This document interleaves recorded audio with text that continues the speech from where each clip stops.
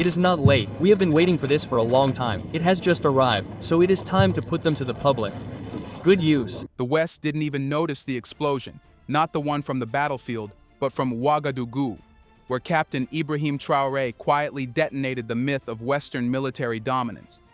While pundits in Paris were still debating African instability, Burkina Faso was unloading Chinese armored beasts and rocket launchers onto its soil, not as aid, not as charity, but as proof that Africa no longer rents its defense. And suddenly, silence.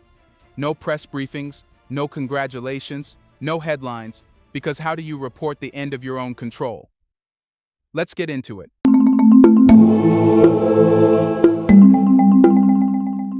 October 10th, 2025 is a date that will haunt Western diplomats for years to come. While global media quietly scrolled past it, Burkina Faso experienced something far larger than a military event. It was a seismic shift in the balance of power on African soil. In the capital, Captain Ibrahim Traoré presided over a handover ceremony that felt less like politics and more like prophecy. The Burkinabe army officially received a full-scale arsenal of modern armored vehicles, rocket systems, and air defense units. Not leased, not donated, but owned. It wasn't just another weapons delivery.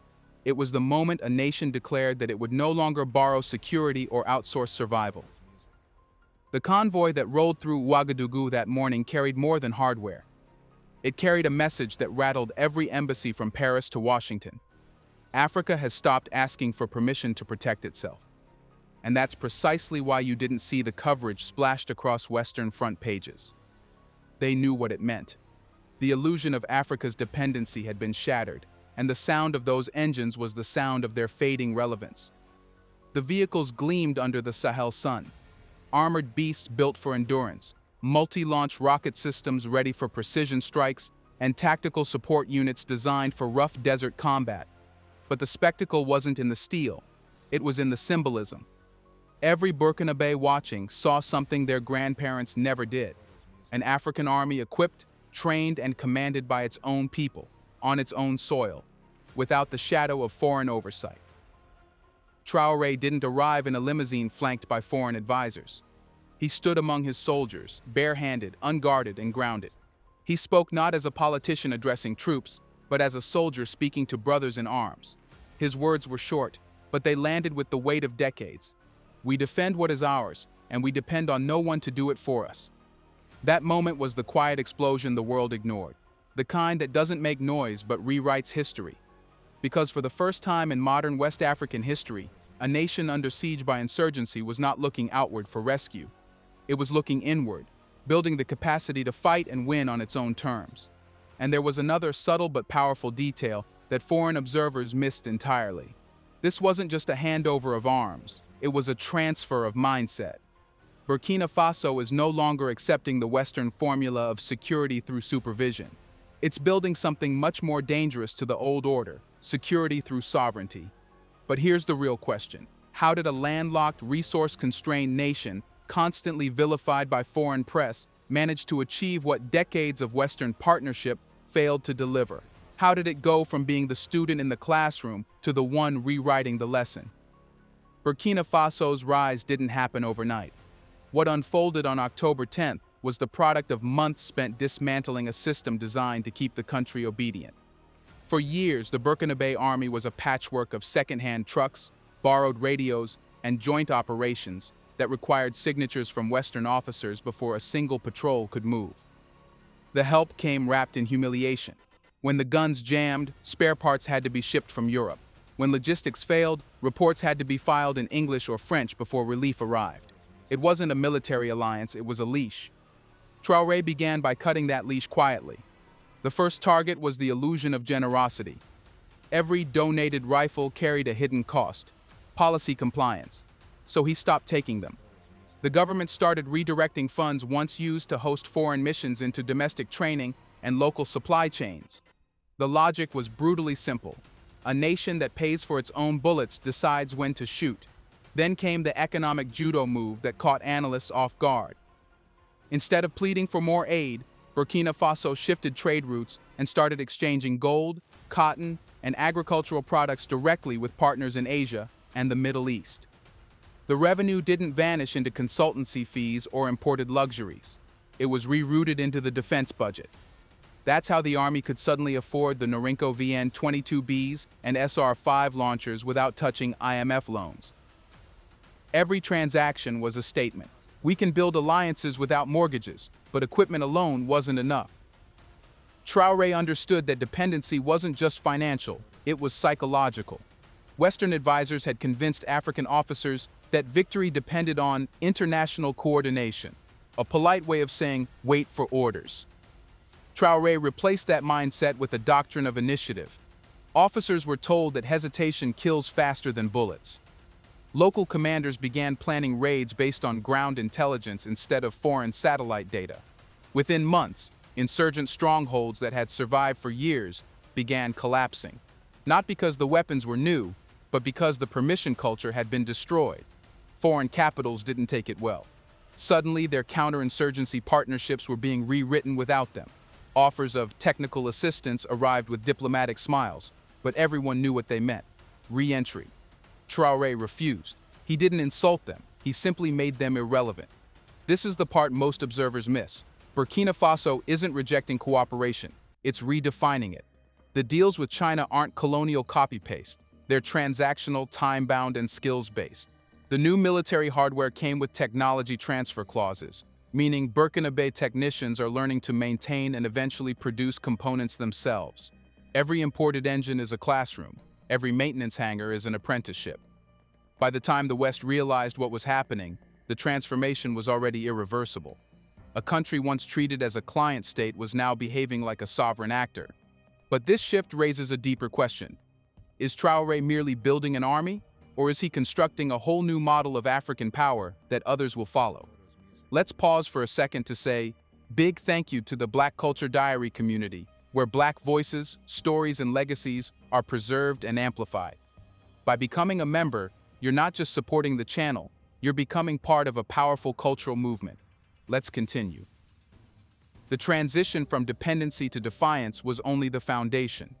What came next was far more radical, a doctrine, not written in policy papers or whiteboard diagrams, but in the daily routines of soldiers, mechanics, and village patrols. Traoré's new military philosophy isn't about numbers or budgets, it's about psychology. It's about changing what the African soldier believes he is fighting for and who he is fighting under. He started with a brutal question that no Western general had ever dared to ask in Africa. If we die defending our homeland with borrowed weapons, did we really defend it at all? That single thought reshaped the military culture from top to bottom. Officers began training with local languages instead of colonial ones, replacing imported drills with tactics designed for Sahelian terrain. The Burkinabe army stopped chasing insurgents through deserts like NATO imitations and began fighting as locals defending their homes. The difference was immediate. Soldiers weren't following orders, they were fulfilling a purpose. But the doctrine wasn't just military, it was moral. Traoré saw the army not as an instrument of war, but as the spinal cord of the nation, an institution that binds identity, pride, and production. Barracks turned into learning centers where engineers, welders, and mechanics trained side by side with riflemen. The army began growing its own food, manufacturing its own uniforms, and maintaining its own vehicles. It was no longer a force waiting for supply drops, it was a force that could survive isolation. In Traoré's words, an army that eats from its own hands fears no embargo. This integration of economics and defense is quietly revolutionary. For the first time, the concept of African sovereignty stopped being an abstract slogan. It became measurable, in tons of locally milled grain, in hours of self-run repair work, in every kilometer patrolled without foreign guidance. What the West mistook for militarization was actually civil reorganization. By embedding soldiers in local production chains, Traoré ensured that every weapon used to defend Burkina Faso also defended its economy. Meanwhile, a new generation of commanders was emerging, men and women raised not in foreign academies, but in Burkinabe soil, fluent in both strategy and local struggle. They're not just soldiers, they're the intellectual heirs of a doctrine that rejects the imported fear of failure. To them, losing territory is temporary. Losing independence is eternal. What unnerved foreign observers most wasn't the firepower, it was the faith. A faith that Africa's defense doesn't need permission, validation, or supervision. Traoré turned patriotism into training and loyalty into logistics. He built an army that fights for something no external military could ever supply: self-respect. And this, inevitably, provoked a reaction. Because the stronger Burkina Faso's doctrine grew stronger, the weaker Western influence became. Their diplomats began to whisper about regional destabilization, as if African unity were somehow a threat. But perhaps that's the most revealing part. When African nations finally defend themselves, it's called escalation, which leads us directly to the next question.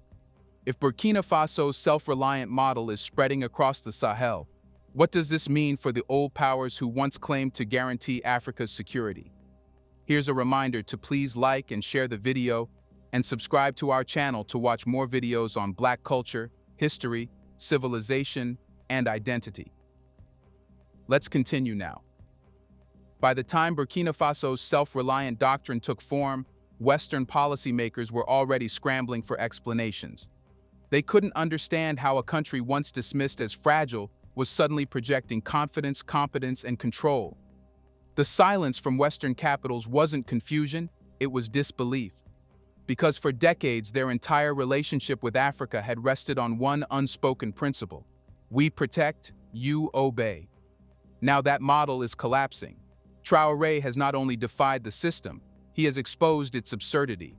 The West's military presence across Africa, from drone bases in Niger to counterinsurgency outposts in Chad, was sold as partnership, but it operated like insurance. As long as African states depended on their protection, they could dictate policies, control trade routes, and extract resources under the banner of security cooperation. But with Burkina Faso's new independence, that insurance policy is expiring. When the Burkinabe government stopped taking Western assistance packages, the first thing that vanished wasn't funding, it was interference. No more joint committees to approve operations, no more external vetoes disguised as strategic coordination. For Western defense officials, this wasn't just a diplomatic loss, it was an existential one. They weren't losing influence over one nation, they were losing the illusion that Africa needed them at all. In private briefings, analysts now describe the Sahel as slipping out of alignment. That's a euphemism for losing control. The United States sees its drone operations shrinking. France, already humiliated by expulsions from Mali and Niger, is watching its remaining bases in West Africa turn into symbolic relics, unwanted reminders of an era that Africans are rapidly burying. Every armored truck that rolls out of Ouagadougou without a foreign flag attached is a blow to Western pride. And yet, the panic isn't just about military access, it's about narrative control. For years, Western media framed African security crises as ungovernable regions, justifying intervention as a moral duty. But now, with the rise of local command structures and regional alliances like the Alliance of Sahel States (AES), that storyline no longer holds. If Africans can secure their borders and defend their people without NATO or the UN, then what exactly is the West's role? The answer, increasingly, is none. But rather than admit it, they're rebranding the loss. Western analysts now warn about authoritarian consolidation in the Sahel, the latest term for what used to be called sovereignty. When Africans make decisions for themselves, it's tyranny. When foreigners make them, it's partnership. That double standard is the final refuge of a fading empire. The irony is painful. The same powers that spent decades preaching democracy are now condemning Africans for practicing independence. Traoré's government hasn't banned cooperation, it's just redefined it. He's proven that mutual respect doesn't need permission slips, and that national pride can't be outsourced. But this transformation isn't just political theater. It's producing ripple effects far beyond Burkina Faso's borders. The doctrine of self-defense is catching fire across the Sahel. And soon the question won't be how the West reacts. It'll be whether Africa itself is ready to handle the new power it has just reclaimed. The panic in Western circles is understandable because what began in Burkina Faso is no longer confined to its borders. The idea has traveled quietly at first, then with the momentum of inevitability. The Burkina Faso model has turned into a symbol of what every African nation secretly craves but rarely dares to attempt: self-determination without apology. From Bamako to Niamey, leaders are studying Traoré's doctrine not as an experiment, but as a template. Mali has begun retooling its armed forces with local command autonomy, reducing reliance on European training missions. Niger, after years of housing foreign drones, is now negotiating on its own terms, no longer a staging ground but a stakeholder. Even beyond the Sahel, the echoes are spreading, across West Africa, East Africa, and the Horn, where governments are asking the same forbidden question.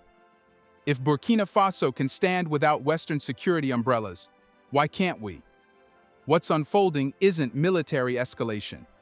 It's mental emancipation. For the first time in a generation, Africans are recognizing that strength doesn't come from imported stability, but from internal coordination. Traoré's vision has become less about weapons and more about willpower. He's proven that when a leader replaces dependency with discipline, a small nation can shake global hierarchies, and the transformation is practical, not poetic. Burkina Faso's defense restructuring has already begun to influence its economy and diplomacy. Local industries are supplying parts for military maintenance, creating jobs and new skills. Border communities once abandoned to bandits are now trading safely again.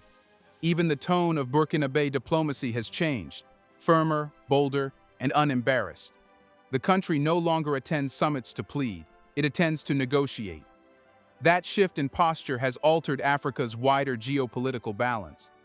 When the Alliance of Sahel States (AES) announced deeper integration in intelligence, logistics, and resource protection, it wasn't just a regional bloc forming. It was a signal to the world that Africa is finished playing the role of the client continent, and the West knows it.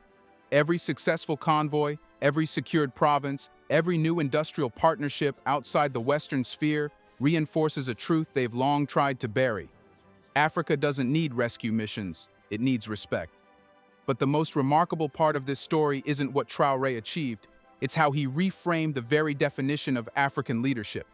He's not promising endless stability, he's promising ownership of chaos. He understands that freedom is messy, and that sovereignty without struggle is a myth. That's why his approach resonates. It treats Africans as adults in history, not subjects of it. Now, as other nations begin their own transformations, the continent stands at a crossroads, between the ghosts of dependency and the dawn of dignity. The West can either adapt to an Africa that negotiates eye to eye, or retreat into nostalgia for a world that no longer exists. Because the age of permission politics is over. The next chapter of African power will not be written in Washington, Paris, or London. It's already being written in the dust of Ouagadougou, by hands that finally hold the pen instead of waiting for it to be handed to them.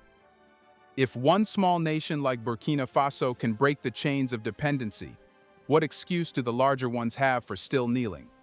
Let us know in the comments section.